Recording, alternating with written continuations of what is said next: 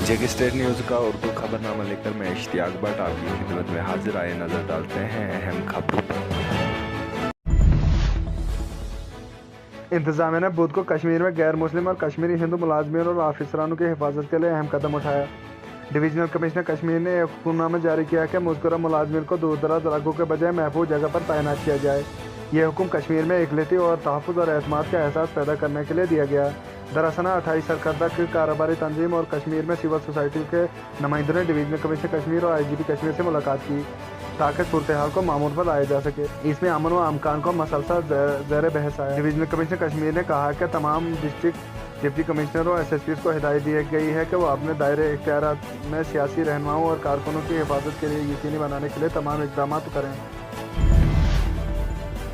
सरहदों पर हमले के बाद बातचीत का रास्ता गया, अब गोली का जवाब गोली से दिया जाएगा। सर्जिकल स्ट्राइक वाज़ा पैगाम कि कोई भी हिंदुस्तान की सरहद को निशाना नहीं बना सके। अमित शाह। भारत में एक नया दौर का आगाज़ किया गया, पड़ोसी मुल्क हरकतों से बाज नहीं आए तो कुछ भी कर सकते हैं। गोवा की सरजमीन से एक मरतबा फिर पाकिस्तान के नाम सख्त पैगाम देते हुए मरकजी वज़ीर दाखिला अमित शाह ने कहा, एक वक्त तक जब हम सरहदों पर हमले के बाद बातचीत का अमल शुरू करते थे, ताहम ऐसा नहीं होगा और वादा कर दिया गया है कि इस बात से होने वाले हर हरकतों का भरपूर जवाब दिया जाएगा। इन्होंने कहा कि सर्जिकल स्ट्राइक एक वाज़ा पैगाम था कि भारत की सरहदों के साथ कोई छेड़खानी नहीं कर सके। इन्होंने कहा कि मुल्क की सिक्योरिटी और सलामती पहली तरजीह में शामिल है, लिहाजा जो कोई भी इसे ललकारने की कोशिश करेगा इसको इसकी मरकज़ी वज़ीर खाद्य तर्जुमान ने प्रेस ब्रीफिंग के दौरान कहा है कि जम्मू और कश्मीर और लद्दाख यूनियन टेरिटरी पहले से ही भारत का अटूट हिस्सा था और हमेशा रहेगा।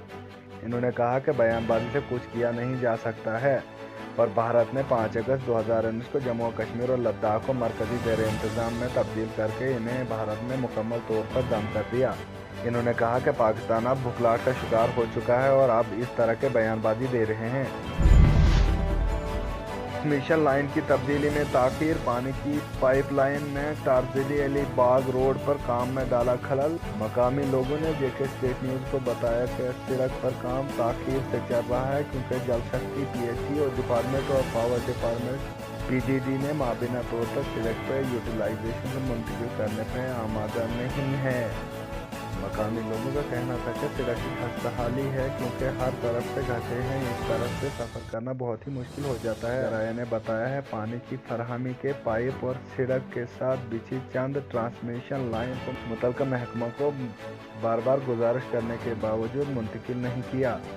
R&B डिवीज़न सोपोर के एक अहदेदार ने कहा कि इन्हें कई बार लिखा लेकिन कोई फ़ायदा नहीं हुआ। इनकी बेहसी की वजह से काम मुतासिर हुआ है।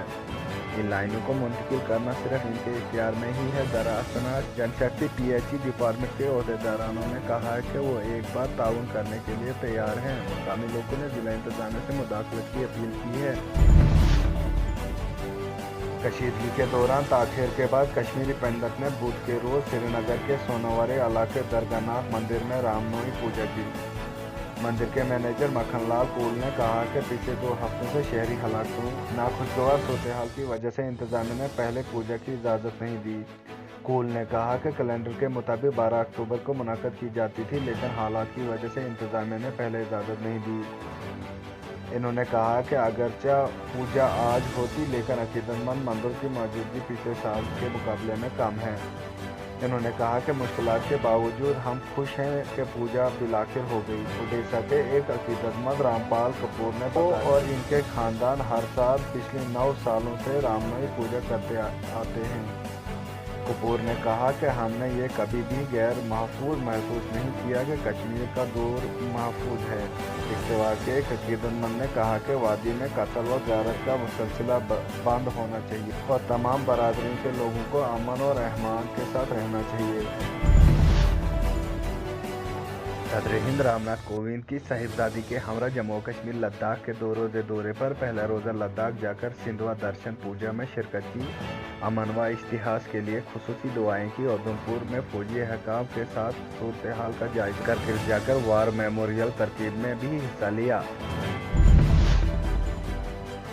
कांग्रेस के साबिक सदर राहुल गांधी ने पेट्रोल, डीजल और रसोई गैस की कीमतों में मुसलसल हो रहे इजाफे पर हुकूमत पर हमला बोला और आज कहा कि तेल आसमान छूती कीमतों के सबब महंगाई में इजाफे से आवाम परेशान हो चुकी है और भारतीय जनता पार्टी के बद इंतजामियों को आप भी ख़त्म करेंगे। मिस्टर गांधी ने अंधाधुंध टैक्स वसूल करने वाले राजे की भी आज कहानी सुनाई और कहा कि जब लोग बहुत ज़्यादा दुखी होंगे तो आवाम ने ही आखिर में इस बद इंतजामियों को ख़त्म करना है और यही कहानी अब भी बीजेपी हुकूमत के साथ भी दोहराने जाने वाली है। इन्होंने ट्वीट किया है कि पुरानी कहानियों में ऐसे लालची राजा की कहानी होती थी जो अंधाधुंध टैक्स वसूल करते थे। पहले आवाम दुखी हो जाती थी लेकिन आखिर में आवाम ही इस फैसला करती है। अब भी वो ऐसा ही होगा। चीन की ताइवान को इस्तिक़लात दिलवाने वाले सरगर्मियां लगातार जारी। गुज़श्ता 4 दिनों में चीन ने दरअंदाजी की तमाम हदें अबूर करते हुए पीर को ताइवान के एयर डिफेंस आइडेंटिफिकेशन जोन में बैक वक्त 52 लड़ाके तैयारे भेजे। यही नहीं, इसके बाद दोबारा 4 लड़ाके तैयारे भेजे। गुज़श्ता 4 दिनों में चीन ने अब तक 149 लड़ाके तैयारे ताइवान के एयर डिफेंस आइडेंटिफिकेशन जोन में भेजे हैं। चीन की इस सीनादोरी की जवाब में ताइवान ने अब जंग की तैयारियों का ऐलान किया है। चीन और ताइवान के दरमियान जारी इस कशीदगी की वजह से बहरे जनूबी चीन में जंग के बादल मंडराने लगे हैं। इससे कबल चीन ने एयर डिफेंस आइडेंटिफिकेशन जोन में अब तक की सबसे बड़ी दरअंदाजी करते हुए सोमवार को एक साथ 52 लड़ाके तैयारे भेजे। ताइवान के वज़ीर ख़ारजा जोफ्रे ने खबरदार किया है कि इनके मुल्क अब चीन के साथ जंग की तैयारियां कर रहा है और इन्होंने ऑस्ट्रेलिया से मदद की गुहार लगाई है।